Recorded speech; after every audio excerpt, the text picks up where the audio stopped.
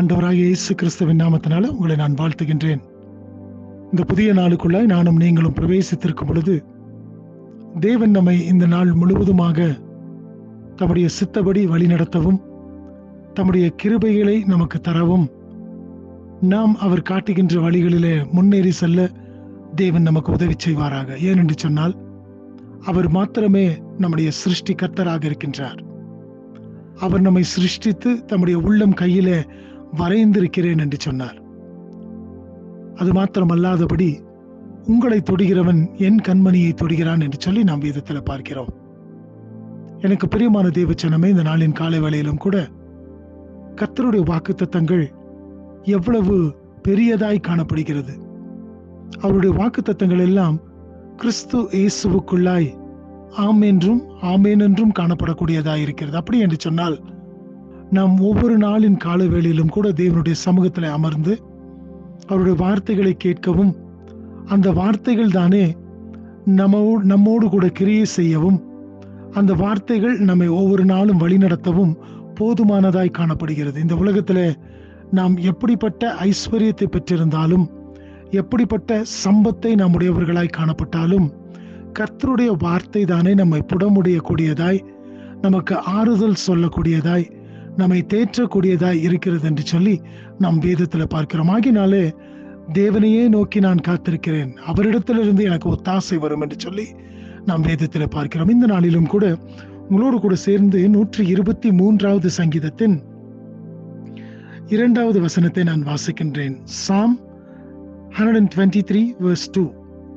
இதோ, வேலைக்காரரின் கண்கள் தங்கள் எஜமான்களின் கையை நோக்கி இருக்குமாற் போலவும், வேலைக்காரியின் கண்கள் தங்கள் எஜமாட்டியின் கையை நோக்கி இருக்குமா போலவும், எங்கள் தேவனாகிய கர்த்தர் எங்களுக்கு இரக்கம் செய்யும் வரைக்கும் எங்கள் கண்கள் அவரை நோக்கி இருக்கிறது.